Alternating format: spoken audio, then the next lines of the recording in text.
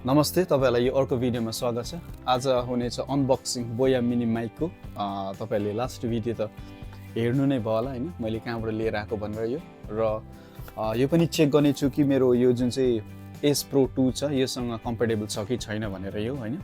Please video चाहिँ लास्टसम्म हेर्नुस्। ढिलो नगरी बोया मिनी माइकको अनबक्सिङ सुरु गरौँ है त।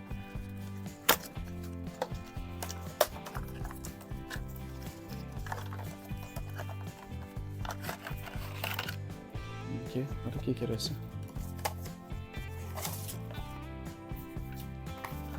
यति नै रहेछ हैन, त्यो भित्र छैन के। यो तपाईको युजर म्यानुअल हो, एकदमै काम लाग्छ। यो सिलिका त्योहरू काम लागेन। एउटा यो टाइप सी चार्जर, सानो चार्जर देख्छ र त्यो पनि अब काम लागेन। र एउटा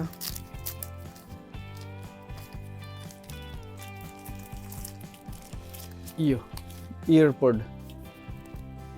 एयरपोर्टको त्यस्तै कभर छ यसमा पनि हैन, चार्जिङ केस छ। यो भित्र नै आउँछ त्यो जुन चाहिँ माइक छ, यो भित्र नै आउँछ। यहाँ नसा कति सानो छ है, कम्प्याटेबल छ, एकदमै सानो छ। आरामले गोजीतिर पनि लगेर जान सक्छ। इजी टु क्यारी, सानो। यो भित्रै यस्तो खाली हेर्नुस्, खोल्दाखेरि यस्तो हुन्छ, यस्तो छ। यो भित्र चाहिँ के पाउँछ भन्दा तपाईको एउटा दुईटा माइक र एउटा रिसिभर, सेम बर्ड्सको कभर जस्तै है। यो चाहिँ राम्रो गरेको छ बोयाले, यस्तो खाले उयसमा दिएको छ, इजी टु क्यारी हैन। एउटा तपाईको यो पाउँछ। मैले चाहिँ यसमा अप्सन छ, लाइटनिङको पनि अप्सन छ र टाइप सी को पनि अप्सन छ। मैले चाहिँ टाइप सी लिएँ किनभने मेरो टाइप सी नै छ हैन। एउटा सानो हेर्नुहोस्, रिसिभर पनि कस्तो सानो छ है, कस्तो सानो छ, एकदमै सानो रिसिभर र दुईटा माइक। हेर्नुहोस् त, दुईटा माइक छ, यस्तो सानो छ।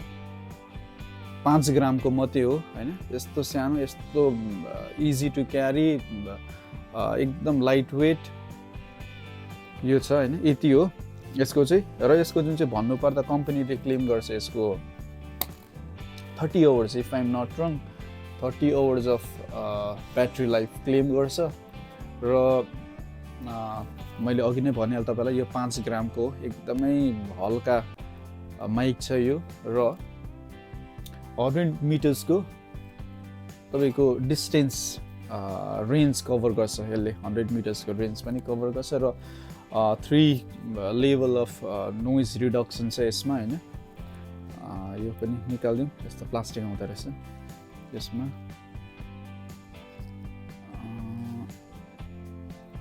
यो है, यसको त छैन रहेछ। ओके, अनबक्सिङ भिडियो यति नै हो, अरू केही पनि छैन यसमा हैन। तपाईको बजेट फ्रेन्डली हो। जस्तै हामी जस्तो जो कन्टेन्ट क्रिएटर छ, जो चाहिँ अहिले जस्ट स्टार्टिङ फेज या जसले सुरु गर्नु हुँदैछ हैन, उहाँहरूलाई चाहिँ एकदमै राम्रो छ यो। द क्वेसन इज योसँग चाहिँ कम्प्याटेबल छ कि छैन एस प्रो 2 सँग चाहिँ हैन। किनभने यसकै लागि मैले लिएको नि त यो, आउटडोरमा सुट गर्नुको लागि। तर अस्ति मैले ट्राई गरेँ, एकदम कम्प्याटेबल छ, दामी छ, इजी छ। यो निकालेर यो तपाईको हाल्नुपर्छ यहाँ। यति हो रिसिभर यसमा हाले। हेर्नुहोस् त कति सानो छ, नभए चाहिँ अरूको चाहिँ यति लामो निक्लिरहेको हुन्छ यो रिसिभर नै क्या, कस्तो भद्दा देखिरहेको हुन्छ नि त्यसको। हेर्नुहोस् कति सानो है।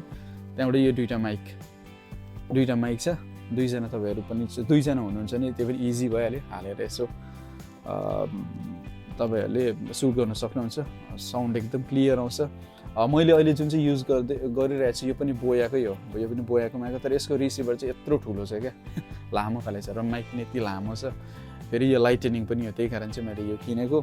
यसको अडियो टेस्ट पनि म गर्छु, तर अडियो टेस्ट चाहिँ म भित्र हैन, म बाहिर गर्छु, किन नोइज क्यान्सलेसन पनि छ नि त यसमा। र त्योहरू पनि ट्राई गर्नेछु। अब म तपाईहरुलाई आउटडोरमा भेट्छु है त। ओके, म अहिले बाहिर आइरहेको छु माइक टेस्ट गर्नको लागि।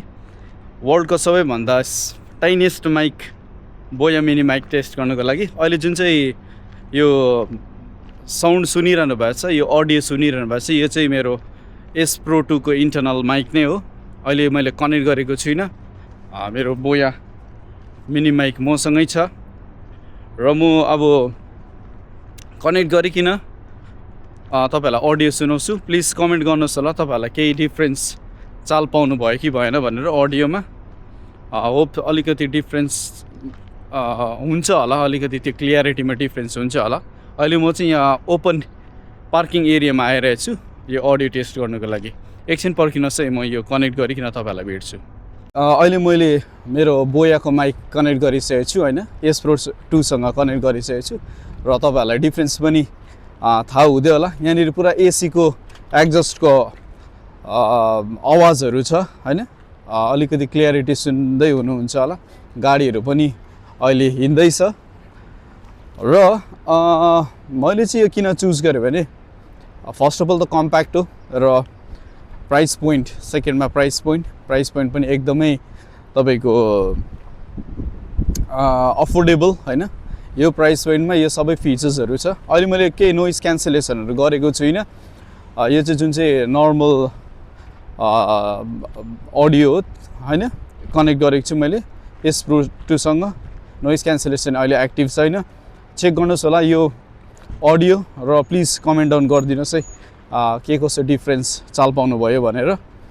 र यसमा अरू फिचर्सहरू पनि छ, म तपाईहरुलाई त्यसको पनि अहिले म यसमा एक्टिभ गरिकन देखाउँछु। फर्स्ट अफ अल चाहिँ यसको नोइज क्यान्सलेसन हेरौँ।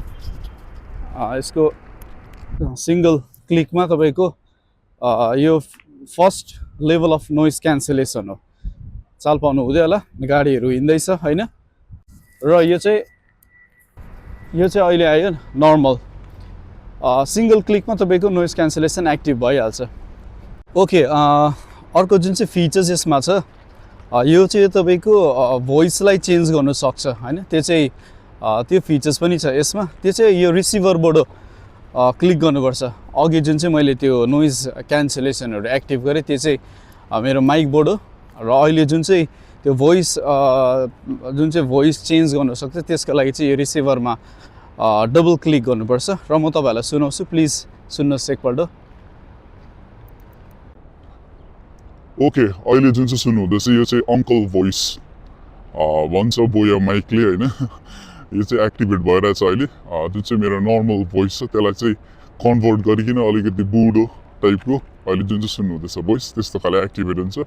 यो अर्को डबल क्लिकले यो चाहिँ लेडी भोइस अथवा वुमन भोइसमा एक्टिभेट गरिदिन्छ मेरो नर्मल भोइसलाई।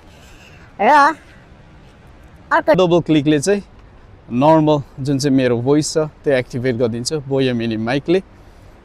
खासै त मलाई यो फिचर्स त त्यति काम लाग्दैन होला, कोही जग्गामा युज गर्न सक्छ, तर जुन चाहिँ नोइज क्यान्सलेसनहरू छ त्योहरू चाहिँ ओपन एरियातिर धेरै नै युज हुन्छ।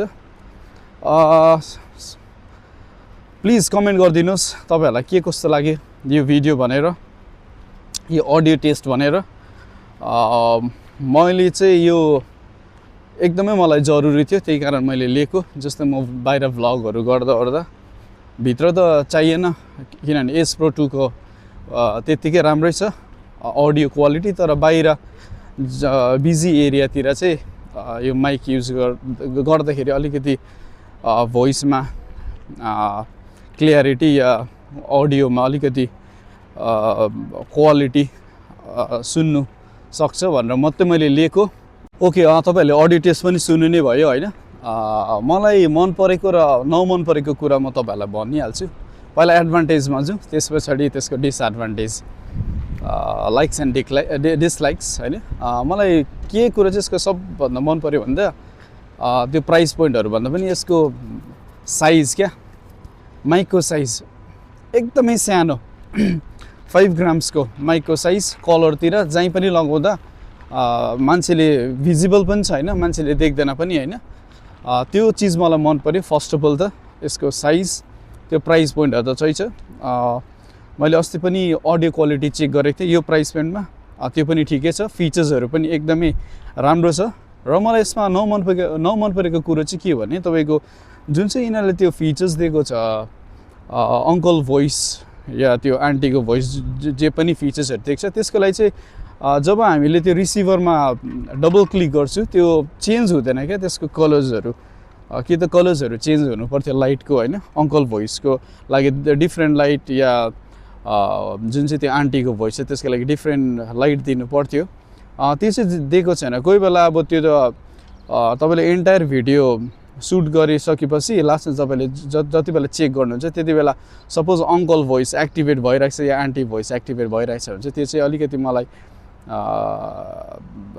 मन परेन होइन किनभने चालै पाउँदैन नि त आफूले नर्मल भोइसमा अडियो सुट गरिरहेको हुन्छ तर अङ्कल भोइस एक्टिभेट भइरहेछ भने त तपाईँको भिडियो नै डल्लै त्यो त रिउन्ड भयो नि त होइन कामै लागेन नि त मलाई त्यो चाहिँ अलिकति मन परेन यो बोया माइकको तिनीहरूले सर्टन त्यो अङ्कल भोइसको लागि डिफ्रेन्ट लाइट या आन्टी भोइसको लागि डिफ्रेन्ट लाइट नर्मल भोइसको लागि डिफ्रेन्ट लाइट्स दिनु पर्थ्यो त्यो मात्रै मलाई मन परेन अरू चाहिँ मलाई सबै फिचर्स नै यसको ठिकै नै लाग्यो okay the final question does it work with S Pro 2 yes definitely होइन एस प्रो 2सँग मजाले काम गर्छ यो माइक जसले पनि किन्नु चाहनुहुन्छ you can go for it एकदम दामी छ कम्प्याक्ट साइज छ क्वालिटी पनि एकदमै यो प्राइसमा यो क्वालिटी अडियो क्वालिटी पनि राम्रो छ if you want to buy Boya mic mini for S Pro 2 yes definitely you can go for it आजको भिडियो यति नै थियो प्लिज कमेन्ट गरेर तपाईँहरूलाई के कस्तो लाग्यो अडियो क्वालिटी प्लिज कमेन्ट गरिदिनुहोस् होला